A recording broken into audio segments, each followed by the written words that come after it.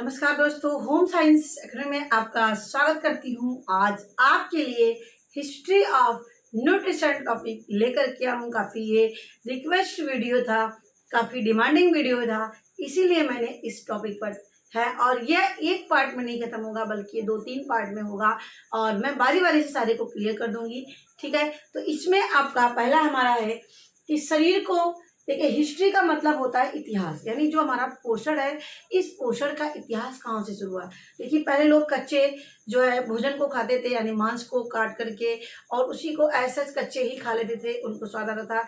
लेकिन एक दिन अचानक, जैसा कि आपने सुना भी होगा कि उसको अचानक आग में गिरा और उनको उसमें से निकाल के जब खाए तो कुछ पका हुआ था और उसका स्वाद उनको अच्छा लगने लगा। तब से जो है, जब आग की खोज होने के बाद, तब से जो भोजन था वो पका के खाया जाने लगा। और एक कहानी आपकी नील और दमयंती की कहानी है कि वहाँ भी पोषण से संबंधित, यानी अलग अलग भोजन बनाना, अलग अलग तरीके से बनाना, वहाँ पे नील और दमयंती की बातों से भी, मतलब कि उनके भी इतिहास से पता चलता है कि उस समय भी पोषण के बारे में चर्चा हुई थी, पोषण से चीज़ों की शुरुआत हुई थी। ठीक है, तो ये सब कुछ चीज़ें थी। जैसे तो वहाँ पर ये पोषण, लेकिन उतना सिस्टमैटिक तरीके से तब नहीं था। अब धीरे धीरे जैसे जैसे विज्ञान का भी आविष्कार होता गया, जैसे जैसे जैसे लोग जागरूक होते गए, वैसे वैसे इस पर नई नई खोजें होने लगी और इसके न्यूट्रिएंट्स क्या होते हैं और ये क्या चीज़ें होती हैं, किसमें क्या पाए जाते हैं, ऑर्गेनिक तत्व क्या क्या होते हैं, इन ऑर्गेनिक तत्व कौन कौन से होते हैं, सारी बातों का अध्ययन किया जाने लगा और इस पर नए नए वैज्ञानिक आगे आते गए और अपने अपने दृष्टिकोण देते गए। तो आज उसी का कुछ अंश मैं आपसे यहाँ पर डिस्कस करूंगी, जो आपके एग्जाम में, यहाँ से क्वेश्चन एग्जाम में बनते हैं इतिहास से संबंध में, तो मैं आपको यहाँ पर बताऊंगी।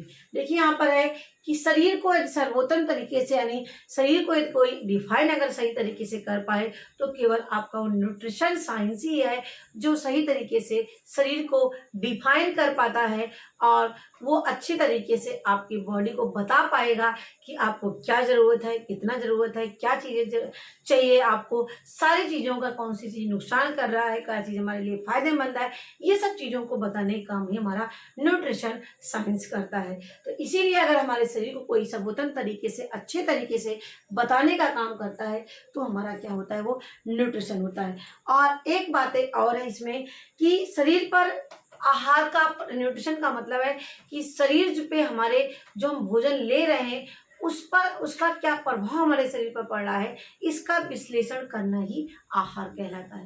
यानी जो हम भोजन लेते हैं वो हमारे शरीर पर क्या प्रभाव डालता है, इसी को हम बोलते हैं, उसका विश्लेषण करना ही आहार कहलाता है। ठीक है, अब यहाँ पे यूडकिन ने कुछ अपनी बातों को बताया है अपने शब्दों के माध्यम से कि ये व्यक्ति और उसके आहार का संबंधी पोषण है, यानी व्यक्ति और अपने भोजन में क्या ले रहा, अपने आहार में क्या लेता है, इन दोनों का कॉम्बिनेशन ही, इन दोनों का कनेक्शन ही क्या कहलाता है, इसी को ही हम पोषण या न्यूट्रिशन कहते हैं। किसने कहा है? यूडकिन ने कहा है कि व्यक्ति और उसके जो भोजन होता है, इन दोनों के बीच में जो संबंध है उसी को ही हम पोषण कहते हैं, जिसमें क्या होता है, मनोवैज्ञानिक तत्व भी साथ में है, सामाजिक भी है, जैव रासायनिक भी है, तत्वों पर भी इसके साथ साथ ये अध्ययन करता है। अब मनोवैज्ञानिक का मतलब हम जो खाते हैं, हमारे मस्तिष्क पर इसका क्या प्रभाव पड़ता है और हमारे समाज से इसका क्या अटैचमेंट है पोषण का, जो यानी बायोकेमिस्ट्री, यानी अन्य तत्वों पर इसका क्या, यानी सारी चीज़ों का ये अध्ययन करता है। ठीक है, तो इतनी चीज़ें यहाँ पर था। अब एक परिभाषा और है जिसमें मैंने यहाँ पे नहीं ऐड किया है, जिसमें अमेरिकन मेडिकल एसोसिएशन के द्वारा, किसके द्वारा, American medical association council of food and nutrition, American association council of food and nutrition के माध्यम से उन्होंने बताया कि जो हमारा न्यूट्रिशन होता है यह एक आहार विज्ञान है। क्या कहा उन्होंने? उन्होंने कहा यह एक क्या है, आहार विज्ञान होता है, जिसमें जो होता है कि हमारा हेल्थ और इसके साथ साथ डिजीज और इसके साथ साथ इससे हमारा भोजन अवशोषण, पाचन पाचन अवशोषण चयापचय, सारी चीजों को उन्होंने ऐड कर दिया। किसने? American association council of food and nutrition ने बताया कि जो न्यूट्रिशन होता है या एक फूड साइंस होता है जिसमें सारे तथ्य आते हैं। इसमें हमारे हेल्थ से संबंधित, डिजीज से संबंधित और भोजन का पाचन अवशोषण चयापचय संबंधित सारी क्रियाएं इसमें शामिल की जाती है, ये उन्होंने बताया। तो धीरे धीरे देखिए सारी चीजों की खोज होती गई। अब यहाँ पे देखिए 1934 में, कब? ये 1934 में हमारा जो फूड साइंस है यानी हमारा जो न्यूट्रिशन है उसको एक अलग विषय के रूप में देखा जाने लगा, एक डिफरेंट डिसिप्लिन के रूप में देखा जाने लगा। कब? 1934 में। किसके द्वारा? American association of council food and nutrition के द्वारा 1934 में एक अलग विषय के रूप में इसे मान्यता प्राप्त हुई। याद रखना इस बात को।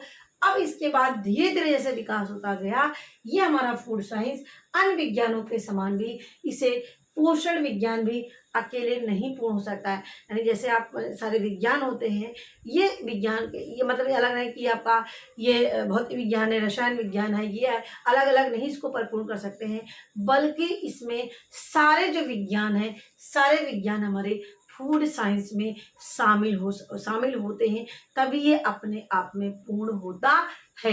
ये बताया गया कि अन्य विज्ञानों के समान पोषण विज्ञान भी अकेले नहीं पूर्ण हो सकता है, बल्कि इसमें रसायन शास्त्र भी आता है, बायोकेमिस्ट्री भी आती है, माइक्रोबायोलॉजी, फिजियोलॉजी आदि अनुसंधान पर निर्भर होते हैं। सारी चीज़ों को यहाँ पर ऐड किया जाता है, सारी चीज़ें इसमें शामिल की जाती हैं, सारी चीज़ें शामिल होती हैं।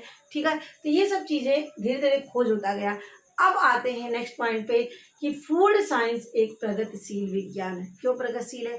क्योंकि देखिए नित्य नए खोज होते रहे हैं, नित्य नए न्यूट्रिएंट्स की खोज होती रही है, नित्य नया डिजीज की कैसे दूर किया जाए, क्या उसके प्रिकॉशन है, कैसे इसकी बीमारी को कैसे क्योर किया जाता है, ये सब चीज़ों की खोज होने लगी है और अब भी हो रही है। इसीलिए न्यूट्रिशन को हम क्या कहते हैं? यह एक प्रगतिशील विज्ञान है। क्या है? यह एक प्रगतिशील विज्ञान है। और इसी के क्रम में जो एम.एस. स्वामीनाथन जो फूड साइंस के स्पेशलिस्ट हैं, उन्होंने बताया कि the selection of food best suited for promoting good health, यानी हमारा जो फूड होता है जिसको हमारा सही तरीके से सेलेक्ट किया गया है तो हमारे हेल्थ को प्रमोट करने का काम यानी बढ़ाने का काम करता है। किसने कहा है? ये हमारे एम.एस. स्वामीनाथन ने कहा है कि जो अच्छा हमारा फूड होगा तो हमारा हेल्थ भी प्रमोट होगा। किसने कहा है? एम.एस. स्वामीनाथन ने इस बातों को कहा है। हाँ, अब यहाँ पे है और एक चीज़ है, इसमें उन्होंने एक लाइन और भी जोड़ा था कि इसीलिए हम लोग क्या करते हैं कि ट्राई करते हैं, गलतियाँ करते हैं, सुधारते हैं, गलतियाँ करते हैं, सुधारते हैं, खाते ही नहीं खाएंगे, ये नुकसान कर रहा है। तो इसीलिए इसमें ट्रायल एंड एरर चीज़ें होती है, यानी करके सीखना, प्रयास करके सीखना, गलतियों से सीखना इसमें शामिल होता है। ठीक है, अब इन्होंने कुछ और तथ्यों को फूड में इन्होंने शामिल किया है, यानी किस किस चीज़ पे हम फूड साइंस के अंतर्गत अध्ययन करते हैं। देखिए, chemical nature of plant food and animal tissues, यानी जो हमारे एम.एस. स्वामीनाथन ने कहा कि यहाँ पर जो जानवर होते हैं और जो प्लांट होते हैं, ठीक है, जो हमारे एनिमल होते हैं, एनिमल का जो ऊतक पाया जाता है, ऊतक किसे कहते हैं? जो हमारे कई सेल को मिलाकर के जो बनते हैं उसी को हम ऊतक कहते हैं। ठीक है, और ऊतक को मिला के हमारा शरीर बनता है। ठीक है, तो यहाँ पे जो एनिमल के जो टिश्यूज होते हैं और जो प्लांट के जो फूड होते हैं, इनका नेचर कैसे है, ये कैसे है, इनकी प्रकृति कैसी है, इनकी विशेषताएं कैसी है, इसको जानने के लिए हम फूड साइंस का अध्ययन करते हैं। ठीक है, तो यानी प्लांट फूड का प्लस एनिमल टिश्यूज के केमिकल कंपोजिशन को जानना, उनकी प्रकृति को जानना, उनकी विशेषताओं को जाना जाता है। दूसरा पॉइंट यहाँ पे है, क्या अध्ययन करता है? Observation on respiration and energy output in animal and human subject, यानी इसमें कह रहा है कि इसमें निरीक्षण कहता है क्या? ऑन रेस्पिरेशन यानी श्वसन के समय और एनर्जी जो हमारी बाहर निकलती है आउटपुट के रूप में एनिमल से या ह्यूमन बीट से, इस पर भी अध्ययन करता है। जैसे आप जितने आपने खाना खाया, कितना आपका एनर्जी गेन हुआ, कितना आपने काम करने में लॉस कर दिया, इसके साथ साथ आपने जो श्वसन की क्रिया कर रहे हो इसमें आपकी श्वसन की क्रिया में कितनी एनर्जी लॉस हुई, कितना आपने ऑक्सीजन को गेन किया, इन सब चीज़ों का ये ऑब्जर्वेशन करता है कौन? हमारा फूड साइंस।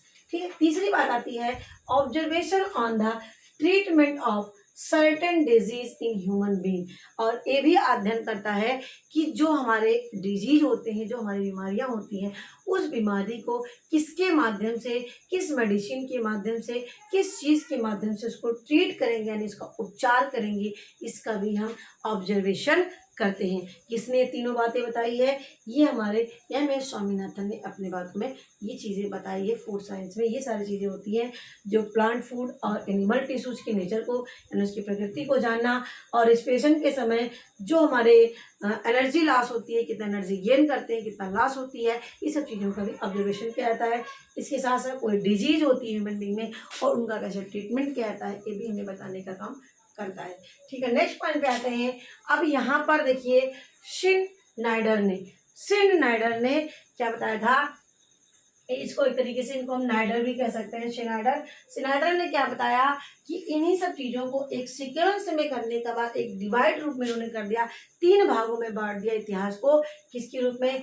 एक प्राकृतिक रूप में, एक रासायनिक रूप में और एक बायोलॉजिकल के रूप में, जैविक के रूप में इन्होंने 3 भागों में इसको डिवाइड कर दिया। अब देखिए, जो प्राकृतिक को हम बोलते हैं नेचुरलिस्टिक इरा। क्या बोलते हैं? प्राकृतिक को बोलते हैं नेचुरलिस्टिक इरा बोलते हैं। ये 400 बीसी से 1700 एडी तक का इसका समय काल रहा। 400 बीसी से 1700 एडी तक इसका समय रहा। और दूसरा आता है केमिकल एनालिटिक इरा, ये 1750 से लेकर के 1900 तक रहा। और तीसरा आता है बायोलॉजिकल इरा, ये 1900 से लेकर के आज तक अभी ये चल रहा है। इन्होंने पूरे हिस्ट्री को 3 भागों में डिवाइड कर दिया, 3 युग में इन्होंने डिवाइड कर दिया। अब पहले पे हम बारी बारी सारी बातों पे चर्चा करेंगे, इसके बाद ये भी चर्चा करेंगे वर्तमान समय न्यूट्रिशन का क्या हाल है। ये मैं नेक्स्ट वीडियो में या नेक्स्ट चीज़ों में मैं लेकर के आऊँगी। देखिए, यहाँ पर था नेचुरलिस्टिक में क्या है, ये मैजिकल पावर, मेडिसिन वैल्यूज और टैबूज, यानी जो नेचुरल, यानी जो प्राकृतिक चीज़ें थी, यानी प्राकृतिक जब इरा था तो उस समय इन तीनों चीज़ों को महत्व दिया जाता था। एक मैजिकल पावर, यानी कोई जादुई शक्ति है, ठीक है। और दूसरा उन्होंने बताया कि जो फूड होता है हमारा, एक नेचुरल, एक क्या होता है, एक मैजिकल पावर है। दूसरा बताया गया कि मेडिसिन वैल्यू है, यानी एक दवा के रूप में इसका मूल्य है, ठीक है। तीसरा बताया कि ये टैबू, यानी एक परंपरा होती है कि खाने के बाद ये नहीं खाना चाहिए, खाने के बाद ये नहीं खाना चाहिए, आज जो हमारी परंपरा चीज़ें होती हैं उसको टैबूज कहते हैं। तो इन तीनों चीज़ों का फोकस किस में रहा था? नेचुरलिस्टिक में रहा था। मैजिकल पावर्स, मेडिसिन वैल्यूज और टैबूज। नेक्स्ट देखिए, अब जो हमारा ये नेचुरलिस्टिक में क्या क्या चीज़ें हुई, तो जो हमारा आदि मानव था वो जीवित रहने के लिए आवश्यक बताया, यानी जो हमारा फूड है, आदि मानव ने कहा कि हमें जीवित रहने के लिए भोजन की आवश्यकता पड़ती है, आहार की आवश्यकता पड़ती है। किसमें आदि मानव ने बताया? किसमें बताया? प्राकृतिक इरा में बताया। दूसरा हमारा बाइबिल में बताया गया कि जो तामसिक भोजन होता है वो ज़्यादा अच्छा होता है और हमारे शरीर के लिए ज़्यादा फायदेमंद होता है। किसमें बताया गया? ये हमारे नेचुरलिस्टिक में बताया गया। और तीसरा, जिसको हम हिप्पोक्रेट्स बोलते हैं, ये हमारे औषधि शास्त्र के पिता माने जाते हैं। इन्होंने कहा जो हमारा भोजन होता है ये यूनिवर्सल होता है, हर जगह पाए जाने वाला न्यूट्रिएंट्स होता है, यूनिवर्सल न्यूट्रिएंट्स होता है। ये किसने बताया? ये हिप्पोक्रेट्स ने कहा। और इसी क्रम में जो इटली के थे, और इन्होंने क्या बताया, धीरे धीरे जैसे खोज होती गई तो इटली के जो साइंटिस्ट हैं उन्होंने कहा कि खाने के पहले हमें भोजन को तौलना चाहिए कि हमें कितना हमने खाना है, कितना हमारा एवरेज है, कितना हम खा सकते हैं, हमारी लिमिट क्या है। तो इसीलिए उन्होंने खाने के पहले भोजन को तौलने की बात कही। किसने कहा? इटली के साइंटिस्ट ने। अब लास्ट हमारा यहाँ पे लाइन है 1774 में। 1774 में ही ऑर्गेनिक कंपाउंड की खोज की गई, यानी हमारे पोषक तत्व, यानी जो हमारे भोजन में पाए जाने वाले पोषक तत्व होते हैं उस पर खोज की गई। कब? 1774 में। किस इरा में? नेचुरलिस्टिक इरा में। ठीक है, कब? 1774 में इसकी खोज की गई। और इसी में किसने किया है? लिंड ने। किसने किया है? लिंड ने किया है।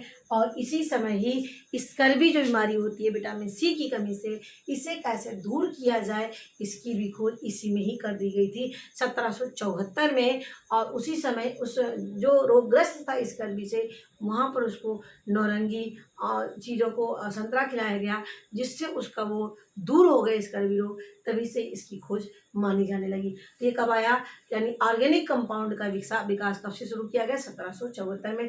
किस इरा में? ये प्राकृतिक इरा में, यानी नेचुरलिस्टिक इरा में। तो फिर मिलेंगे नेक्स्ट वीडियो में। धन्यवाद।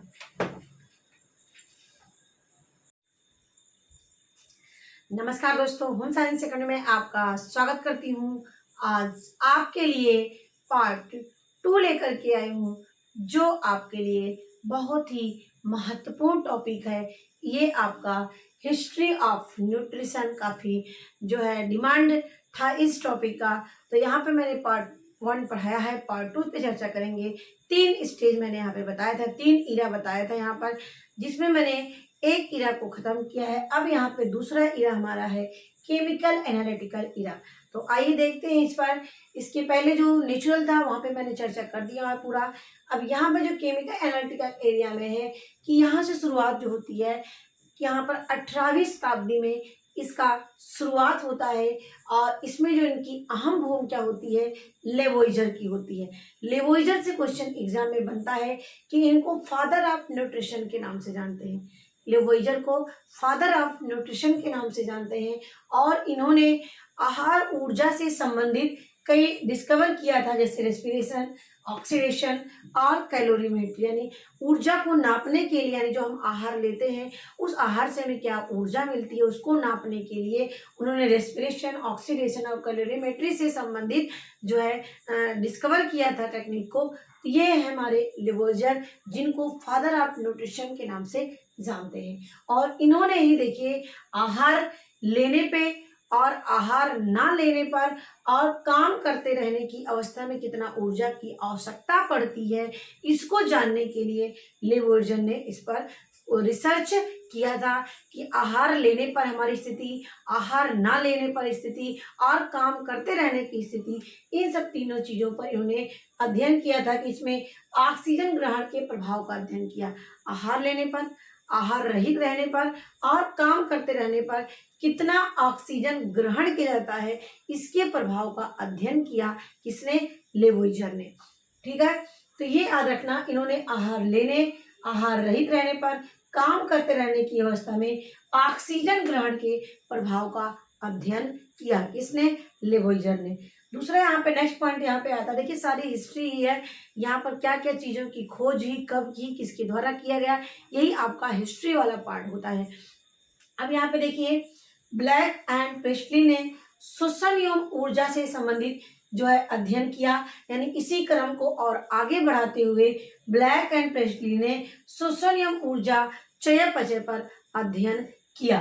ठीक है, नेक्स्ट हमारा इसी क्रम में स्वामीनाथन आते हैं। स्वामीनाथन में प्रोटीन की आवश्यकता कितनी है, प्रोटीन की चयापचय की क्रिया क्या होती है, प्रोटीन एडल्टहुड में कितना आवश्यकता पड़ती है, कितना इनकी रिक्वायरमेंट होती है, इन सब चीज़ों पर अध्ययन एम.एस. स्वामीनाथन के द्वारा किया गया।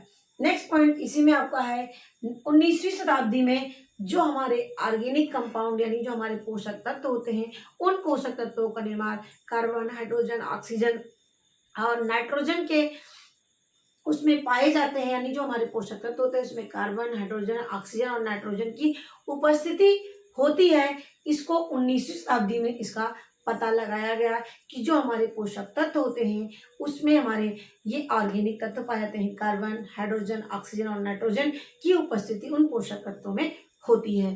ठीक है, नेक्स्ट पॉइंट पे आते हैं फोरक्राय। देखिए फोरक्राय ने 1789 में उन्होंने पशुजन पदार्थों का उनके नाइट्रोजन कंटेंट के हिसाब से वर्गीकरण किया।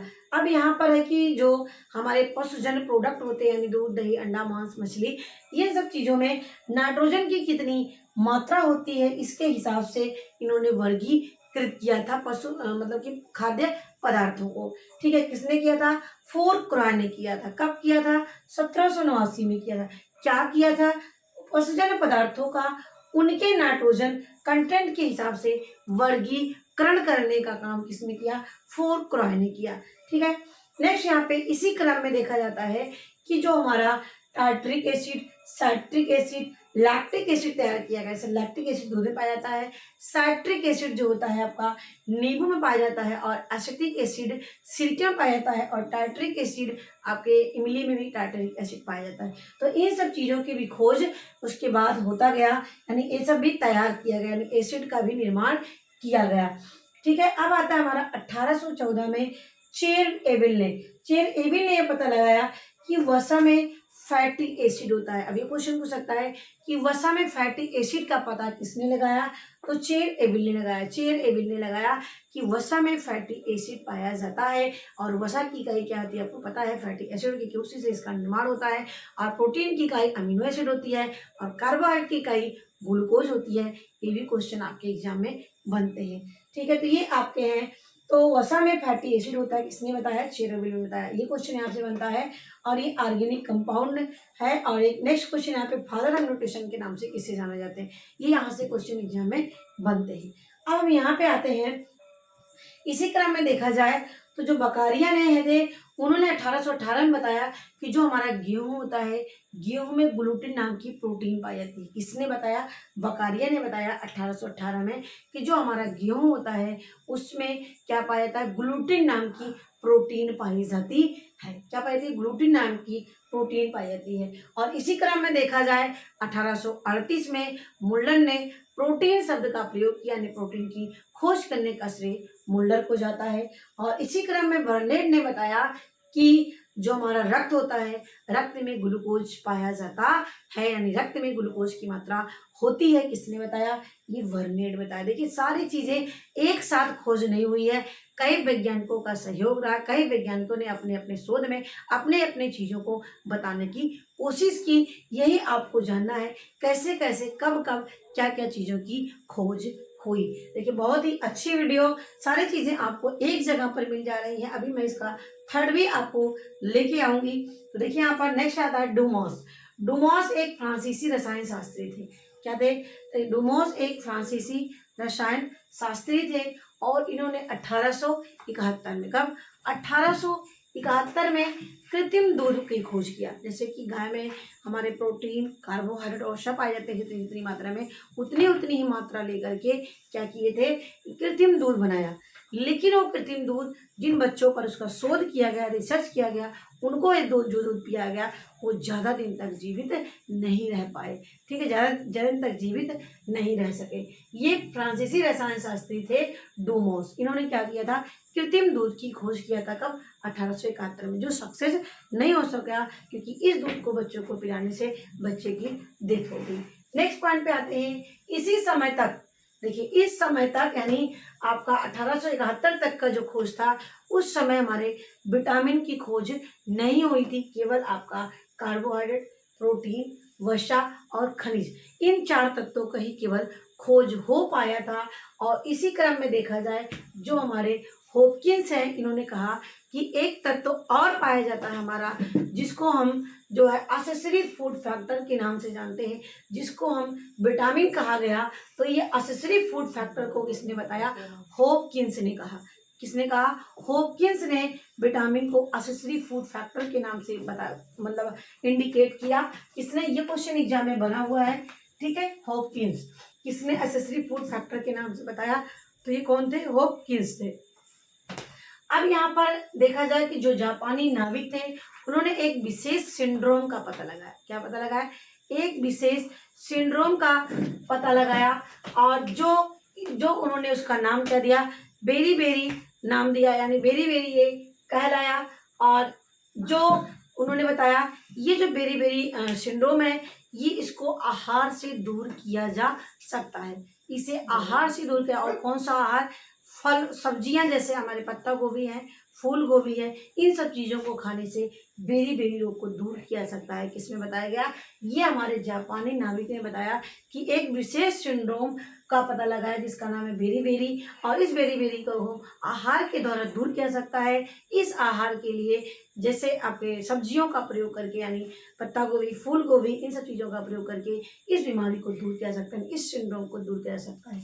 नेक्स्ट यहाँ पे कृषि विभाग ने 1910 तक, कृषि विभाग ने यानी एग्रीकल्चर डिपार्टमेंट ने 1910 तक केवल 3 ही तत्वों को इन्होंने इंडिकेट किया, 3 ही तत्वों को इन्होंने घोषित किया कि हमारे भोजन में मुख्य रूप से 3 ही तत्व हैं, कार्बोहाइड्रेट, वसा और प्रोटीन। ठीक है, अब हम यहाँ पे आता है, देखिए यहाँ पर 1912 में फंक जी आते हैं। फंक ने ही विटामिन की 1912 में खोज की गई। याद रखना, फंक ने, याद करना, विटामिन की खोज कौन किया था, तो फंक ने किया था। कब किया था, 1912 में किया था। और इन्होंने ये बताया कि जो हमारा ये विटामिन होता है उन्होंने एसेंशियल फॉर लाइफ शब्द दिया।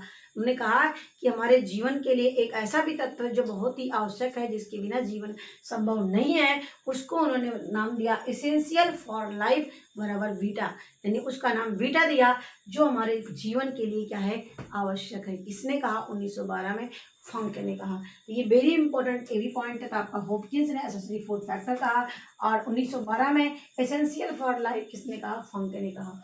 अब इसी क्रम में देखा जाए कि जो हमारे मैकॉलम साहब थे, इन्होंने फैट सॉल्युबल विटामिन ए की खोज किया। यानी उन्होंने बताया कि ये जो तत्व होता है ये फैट सॉल्युबल है, यानी फैट सॉल्युबल विटामिन ए की खोज उन्होंने किया। किसने? मैकॉलम ने। अब आता है कि और एक उसके बाद धीरे धीरे से विकास होता गया इस क्षेत्र में। तो ये भी पता लगाया कि जो हमारा दूध का छेना वाला पोर्शन होता है उसमें एक आवश्यक तत्व पाया जाता है, और इसी में धीरे धीरे ये भी पता लगाया गया कि एक वसा में घुलनशील तत्व होते हैं और कुछ जल में घुलनशील तत्व होते हैं। कुछ वसा में घुलनशील तत्व होते हैं और कुछ जल में घुलनशील तत्व होते हैं। यानी ADE के आपके वसा में है और B एंड C क्या होते हैं? ये आपके जल में घुलनशील होते हैं।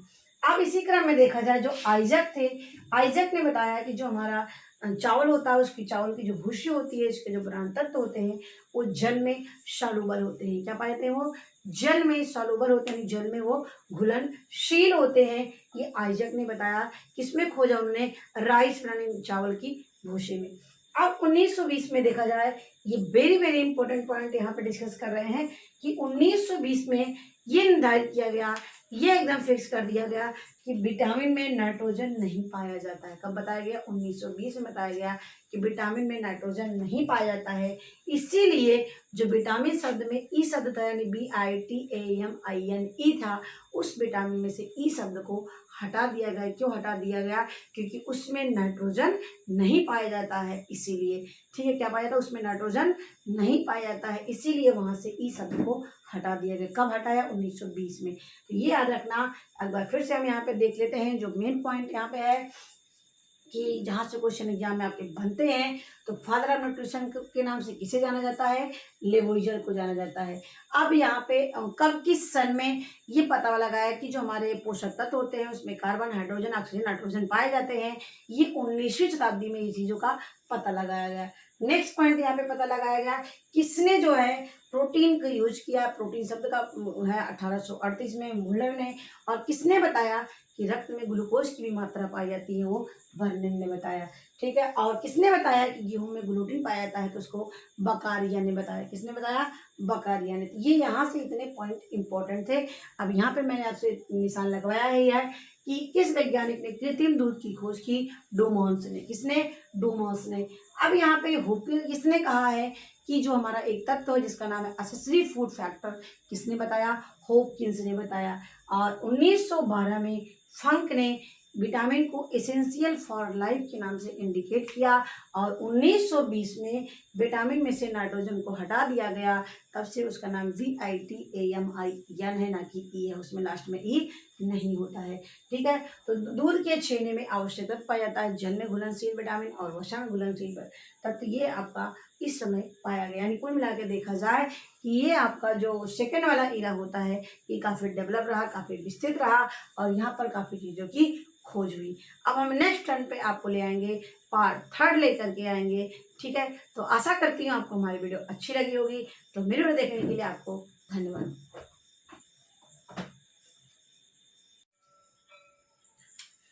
नमस्कार दोस्तों, होम साइंस अकेडमी में आपका स्वागत करती हूँ। आज आपके लिए हिस्ट्री ऑफ न्यूट्रिशन का पार्ट 3 लेकर के आई हूँ। इसमें आपका बायोलॉजिकल टॉपिक यहाँ पे एंड होगा। इसके साथ साथ यहाँ पे वर्तमान स्थिति क्या है इस पर भी हम चर्चा करेंगे। ठीक है, तो इसके पहले मैंने आपको नेचुरल इरा, केमिकल इरा को हम डिस्कस कर चुकी हूँ। आज तीसरा हमारा यहाँ पर बायोलॉजिकल इरा है। इसमें क्या है, इसमें जो बायोलॉजिकल इरा में था कि इसमें विटामिन के समान, यानी जो हमारा विटामिन होता है इसमें कौन कौन से और गुण पाए जाते हैं, इससे वो बनते हैं, यानी उसकी क्वालिटी को बताने की यहाँ पे बात की गई है बायोलॉजिकल इरा में। ठीक है, विटामिन के समान गुणों वाले अनेक तत्वों की खोज इसमें की गई। और इसी इस युग की एक विशेषता रही है कि ये जो है जो हमारे पोषक तत्व पाए जाते हैं, और उसमें विटामिन में है कि विटामिन के क्या विशेषताएं होती हैं, क्या चीज़ें उसमें पाई जाती है, इस पे जो है फोकस किया गया था।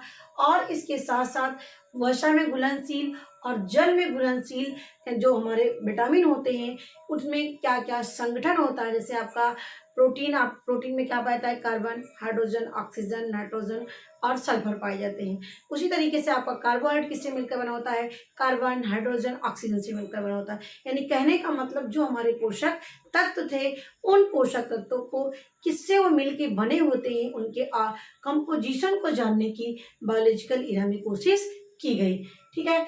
अब यहाँ पे 1940 तक का देखा जाए कि 4 हमारे वर्षा में घुलनशील तत्वों की खोज हो चुकी थी और 8 हमारे जल में घुलनशील पोषक तत्वों की खोज, यानी हमारे विटामिन की खोज हो चुकी थी। और इसके साथ साथ इसी समय ही फोलिक एसिड और विटामिन B12 की भी खोज हुई थी। ठीक है। तो ये सारी चीज़ें आपने देखा बायोलॉजिकल इरा में। और एक यहाँ पे जो ज़्यादा फोकस की बात यहाँ पे की गई है कि जो विलियम सिसले थे, 1935 में इन्होंने बताया कि प्रोटीन की कमी से क्वाशरकोर बीमारी होती है। किसने बताया, विलियम सिसले ने बताया। कब बताया, 1935 में, कि क्वाशरकोर की कमी से प्रोटीन की कमी से क्वाशरकोर नामक रोग होता है। और यदि उसमें प्रोटीन के तत्व, प्रोटीन खाद्य पदार्थ दिए जाएं तो इस क्वाशरकोर बीमारी को दूर किया जा सकता है। किसने बताया गया, इसने ये बायोलॉजिकल इरा में ये सारी बातें बताई गई। इसमें हमारे विटामिन पे फोकस किया गया, वसा में जल में घुलनशील विटामिन पे फोकस किया गया, और इनमें इन पोषक तत्वों में किन किन का क्या कंपोजिशन होता है, इस पे फोकस किया गया। इसके साथ साथ विलियम सिसले ने ये 1935 में बताया कि जो हमारा क्वाशरकोर बीमारी है वो प्रोटीन की कमी से होता है। इनको प्रोटीन दिया जाए तो वो काफ़ी हद तक उनको दूर किया सकता है, इस विटामिन को। अब हम आते हैं वर्तमान स्थिति। अब देखिए, वर्तमान स्थिति में हमारे पोषक तत्वों की खोज हो चुकी है। अब यहाँ पे देखा जाता है कि जागरूकता की कमी है, शिक्षा की कमी है, ये सब चीज़ें यहाँ पर मायने रखती हैं। ये सब चीज़ों पर यहाँ पर फोकस किया गया है। तो सबसे पहले जानते हैं यहाँ पर कि जो हमारे कार्बोहाइड्रेट, वसा, प्रोटीन के अतिरिक्त और भी अन्य सामान्य वृद्धि और विकास के लिए अन्य तत्वों की भी आवश्यकता पड़ती है। इसमें ये बताया गया है कि हमारे जो कार्बोहाइड्रेट और वसा, प्रोटीन होते हैं, ये हमारे वृद्धि के लिए, ऊर्जा देने के लिए आवश्यक होते हैं। इसके साथ साथ अन्य तत्वों की भी आवश्यकता पड़ती है। इस पर भी अध्ययन और इसमें थोड़ा सा किया गया। ठीक है। अब यहाँ पर एक चीज है कि कितना भी एक ऐसा एक बहुत ही ब्रॉड क्षेत्र है, यानी जो पोषण विज्ञान है, क्या है, बहुत ही बड़ा क्षेत्र है और एक एक्साइटेड फील्ड है। यानी इसमें एक नित्य नई चीज़ों की खोज होती रहती है, आज भी हो रही है, और एक नई जिज्ञासा उत्पन्न होती है, इसके बाद क्या होगा, इसका रिएक्शन क्या होगा।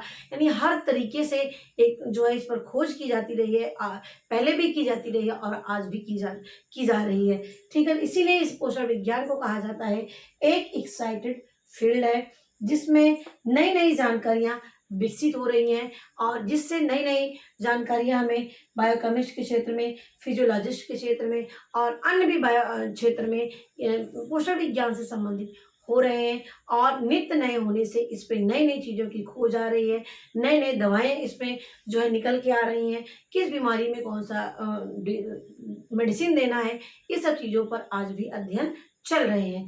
ठीक है।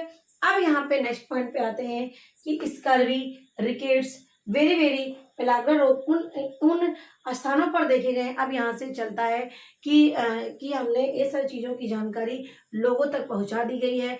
अब लोगों का क्या रिएक्शन है, ये यहाँ पर देखा जा रहा है। तो लगभग scurvy, rickets, very very pellagra रोग ये होते हैं, ये मोस्टली रूप से उन स्थानों पर देखे गए हैं जहाँ पर अविकसित या विकासशील जो देश हैं, वहाँ पर ये बीमारी के लोग ज़्यादा ग्रसित दिखाई पड़ रहे हैं। इसके पीछे कारण क्या है, इसके पीछे कारण है कि लोगों में जागरूकता की कमी है, लोगों में जो है शिक्षा की कमी है, और लोगों के अंदर जो है इन सब चीज़ों के बारे में ज्ञान पूरी तरीके से नहीं है कि ये कौन सा रोग है, इसके लिए कौन सा पोषण देना है, कौन सा आहार देना है, और इससे कैसे इसे हम अपने दूर कर सकते हैं। ये सब चीज़ों की, यानी यहाँ पर जागरूकता की कमी पाई गई, शिक्षा की कमी पाई गई। ठीक है।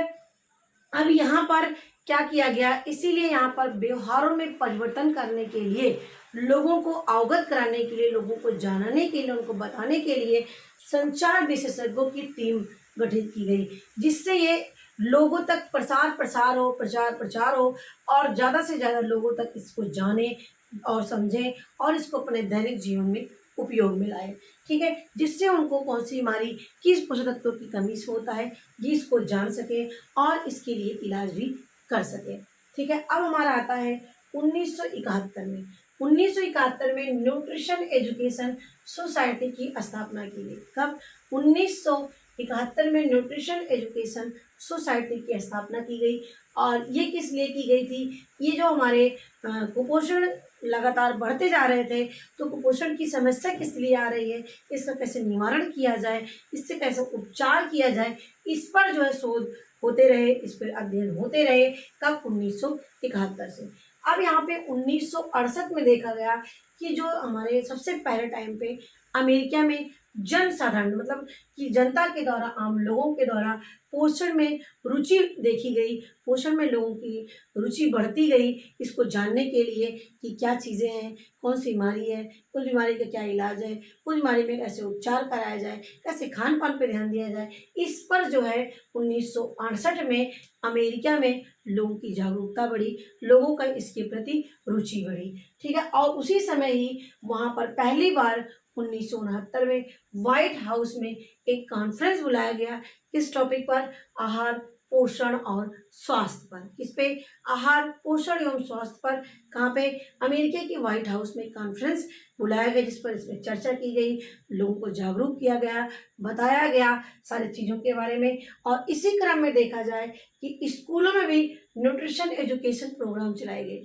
स्कूलों में भी न्यूट्रिशन एजुकेशन प्रोग्राम चलाए गए, लोगों बच्चों को जागरूक किया गया। और इसके साथ साथ स्कूल फीडिंग प्रोग्राम, यानी स्कूल में क्या भोजन क्या खाना है, कैसे खाना है, और न्यूट्रिशन यानी पोषण संबंधी शिक्षा लोगों को दी गई।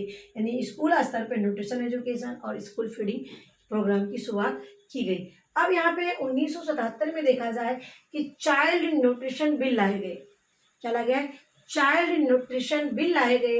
इस बिल में ये कहा गया कि हर प्रांत में, हर राज्य में क्या होना चाहिए? न्यूट्रिशन एजुकेशन प्रोग्राम चलाना चाहिए। यानी हर राज्य में क्या चलाना चाहिए? न्यूट्रिशन एजुकेशन प्रोग्राम चलाना चाहिए। किसमें बताया गया? 1977 में बताया गया। क्या बताया गया? कि हर प्रांत में न्यूट्रिशन एजुकेशन प्रोग्राम लाया जाए। ये बिल लाया गया, चाइल्ड न्यूट्रिशन बिल नाम है इसका। चाइल्ड न्यूट्रिशन बिल कब आया? 1977 में आया। क्या बातें कही गई इसमें? न्यूट्रिशन एजुकेशन प्रोग्राम हर प्रांत में चलाई गई, ये बात यहाँ पर की गई। इसके बाद धीरे धीरे इस पर प्रचार प्रसार हो गया, लोगों तक जागरूकता बढ़ती गई, लोग इस पर इंटरेस्ट लेते गए। फिर सबसे पहले देखा जाएगा कि सबसे पहली जो एजेंसी थी उसका नाम था FAO, यानी सबसे पहले एजेंसी निकल के आई, फूड एंड एग्रीकल्चर ऑर्गेनाइजेशन, जो आहार संबंधी समस्या और लोगों को जागरूक करना और विभिन्न प्रकार के पोषक तत्वों के बारे में जानकारी लेना, समस्याएं लेना, उनका समाधान करना, ये सारा काम हमारा FAO करने लगा। इसके बाद नेक्स्ट हमारा WHO आया, यानी वर्ल्ड हेल्थ ऑर्गेनाइजेशन आया।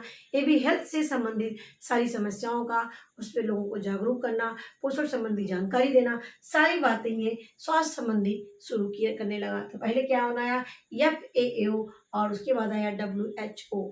फिर धीरे धीरे ये विकसित होता गया और देखा जाता है कि जैसे जैसे जनसंख्या बढ़ती गई, कुपोषण की मात्रा और बढ़ती गई, इनकी संख्या बढ़ती गई, क्योंकि जब जनसंख्या बढ़ेगी तो लोगों को खाने को नहीं मिलेगा, जब खाने को नहीं मिलेगा, जब उनको पूरा आहार नहीं मिलेगा, तो उनको कुपोषण संबंधी समस्या, यानी वो बीमारी से ग्रस्त हो जाएंगे, उनका डेवलपमेंट नहीं होगा, उनकी वृद्धि नहीं होगी और ये बच्चे कुपोषित हो जाएंगे। तो धीरे धीरे उनका विकास भी रुक जाएगा। जब विकास रुक जाएगा तो देश का भी विकास रुक जाएगा। तो ये कुपोषण, जनसंख्या के कारण से कुपोषण उत्पन्न हुआ। अल्प पोषण का मतलब कम भोजन लेना, और चिकित्सा सुविधाएं की भी कमी पाई गई। तो ये सारे कारण थे हमारे लगातार कुपोषण होने के। ठीक है, इस पर अध्ययन, और भारत में इस पर अध्ययन किया गया, इसके रिजल्ट निकाला गया कि जो हमारे भारत में अनाज का सेवन अधिक करते हैं, जबकि मीट, मांस, मछली, अंडा, दूध का सेवन कम किया जाता है।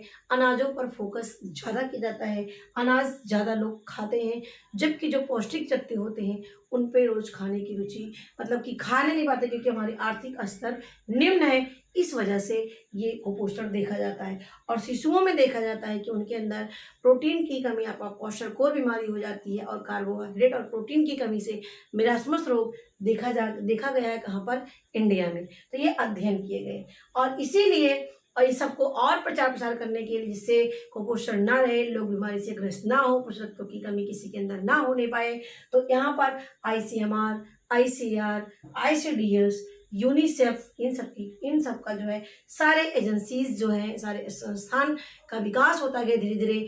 और ये सारी जो एजेंसी हैं, ये सारी जो संस्थाएं हैं, ये क्या है, पोषण संबंधी कार्यक्रम शुरू करने लगे प्रेग्नेंट लेडी के लिए, जो है लैक्टेटिंग मदर के लिए, 0 से 6 साल के बच्चों के लिए, किशोर के लिए, किशोरी के लिए ये प्रोग्राम लाते गए। और इससे धीरे धीरे स्तर में सुधार आता गया, लोग जागरूक होते गए। ठीक है, जैसे हमारा ICMR है, Indian council of medical research, ये आपको एक आइडिया देता है कि हमें क्या लेना चाहिए, कितना लेना चाहिए, हमारी एज कितना, हमारी एज के अनुसार हमारा वेट कितना होना चाहिए, ये सारे निर्धारित करने का हमारा ICMR करता है। ICDS आपकी प्रेग्नेंट लेडी, लैक्टेटिंग मदर, 0 से 6 साल के बच्चे को पोषण संबंधी जो है प्रोवाइड करने काम करता है। और यूनिसेफ आपका ये मातृ और शिशुओं दोनों के लिए कल्याण करने काम करता है। United Nations children emergency fund इसका नाम है, और इसमें से इमरजेंसी शब्द को हटा दिया गया है। अब ये सब चीज़ को और डिटेल में जाना है तो मेरी आपको प्लेलिस्ट मिलेगी, जहाँ पे लिखा है विभिन्न प्रकार की सरकारी योजनाएं, वहाँ पे या पोषण संबंधी योजनाएं, वहाँ पर आपको ये सारी चीज़ें डिटेल में मिल जाएंगी, वहाँ से आप देख सकते हैं। अप्लाइड न्यूट्रिशन प्रोग्राम है, स्पेशल न्यूट्रिशन प्रोग्राम है, और नेशनल ग्वाइटर कंट्रोल प्रोग्राम है, यानी NGCP या नेशनल ग्वाइटर कंट्रोल प्रोग्राम है। और यहाँ पर देखिए iodine and iron distribution programme, iodine and iron distribution programme लाया गया, यानी जो हमारे आयरन की कमी से हेयर रोग हो जाता है और फोलिक एसिड की कमी से जो है एनीमिया रोग हो जाता है, इन सबको भी दूर करने के लिए ये सारी योजनाएं लाई गई। और ये स्पेशली जो है ग्वाइटर के लिए लाई गई, एनीमिया के लिए लाई गई, आयोडीन की कमी से लाई गई, जिससे इसको कंट्रोल में लाया जा सके, काबू इस पर पाया जा सके। अब यहाँ पे वर्तमान समय में देखा जा रहा है कि हमारे जो पोषण अभियान चलाए जा रहे हैं, प्रधानमंत्री पोषण अभियान जो 2018 में शुरू किया गया है, ये मात्र जो है माताओं, प्रेग्नेंट लेडी, लैक्टेटिंग मदर और हमारे बच्चों को इसको इनके अंदर पोषक तत्व की कमी ना होने पाए, ये प्रोग्राम लाया गया पोषण अभियान। और आपने देखा होगा FSSAI ये 2013 में आया। इससे हमें जो प्रोडक्ट मिले, शुद्ध मिले, सही मिले और सही क्वालिटी का मिले, इसके लिए आपका FSSAI आया। और इसी में देखा जाए सुरक्षित मातृत्व योजना जो प्रधानमंत्री के द्वारा लाया गया, इसमें हमारी जो प्रेग्नेंट लेडी है, लैक्टेटिंग मदर, प्रेग्नेंट लेडी का सही तरीके से सुख सुविधाएं, उनको जांच से लेकर के, खान पान से लेकर के, जच्चा बच्चा दोनों की जो है सुविधाएं देने का काम हमारा सुरक्षित मातृत्व योजना में लाया गया। और प्रधानमंत्री जो है मातृत्व वंदना योजना भी लाई गई, ये लैक्टेटिंग मदर और प्रेग्नेंट लेडी के लिए योजना लाई गई। देखिए जो है जननी सुरक्षा योजना ला गया, यानी कुल मिला के हमारी माताएं, शिशुओं और बच्चों के लिए योजनाएं अभी भी ये चल रही हैं। ठीक है, अब पोषण माह आप इस समय देख रहे हैं आप लोग, 1 से 30 सितंबर तक पोषण माह चल रहा है। जगह जगह पर पोषण संबंधी जो है अभियान चलाया जा रहा है, और डॉक्टर्स की टीम जो है आयरन की, खून की कमी की जांच और अन्य दवाइयाँ भी स्कूल में वितरण करने का काम कर रहे हैं। तो ये पोषण माह चल रहा है 1 सितंबर से 30 सितंबर तक। ठीक है, अब यहाँ पे एनीमिया संबंधी प्रोग्राम चलाए जा रहे हैं। टीबी को देखिए अभी नीचे योजना शुरू की गई है, ठीक है, जिससे पूरे भारत को टीबी मुक्त बनाया जाए। और कृमि मतलब जो बच्चों के पेट में कीड़े पड़ जाते हैं उसको बोलते हैं कृमि, इसको दूर करने के लिए हर 6 मंथ पे उनको जो है कीड़े की दवा खिलाई जाती है सरकार के द्वारा। तो देखिए ये सारी कार्यक्रम इसलिए हमारे पोषण संबंधी, जिससे बच्चे जो हमारे हों कुपोषित ना होने पाएँ और वो स्वस्थ रहें, क्योंकि अगर स्वस्थ रहेंगे तो हमारा देश भी स्वस्थ रहेगा, और देश स्वस्थ रहेगा तो हमारा देश विकसित होगा। तो ये सब चीज़ों को हमें अपने स्तर पर भी जानकारी रखनी चाहिए। हमें अपने स्तर पर, अपने परिवार पर, समाज पर, स्कूल पर भी इसको हमें बताते रहना चाहिए, लोगों को जागरूक करते रहना चाहिए, जिससे इससे लोग इसका लाभ ले सकते हैं। तो ये यहाँ पर हमारा वीडियो एंड होता है, जिसमें मैंने आपको पूरी हिस्ट्री बता दिया किसका, न्यूट्रिशन ऑफ हिस्ट्री यानी पोषण का इतिहास होता है, इसको मैंने टेंड करते हैं। आज ये खत्म होता है, फिर नेक्स्ट वीडियो में आपके लिए दूसरा लेकर के आऊँगी। तो यदि आपको हमारी वीडियो अच्छी लगी होगी तो ज़रूर इसको आप लाइक करेंगे और हमें कमेंट में बताएंगे आपको एक वीडियो कैसे लगी। इसके साथ साथ और भी कुछ इसमें ऐड करना होगा, कुछ और भी हमें करना होगा, तो हमें ज़रूर कमेंट में बॉक्स में बताइएगा। एक बार फिर से आपको बहुत बहुत धन्यवाद।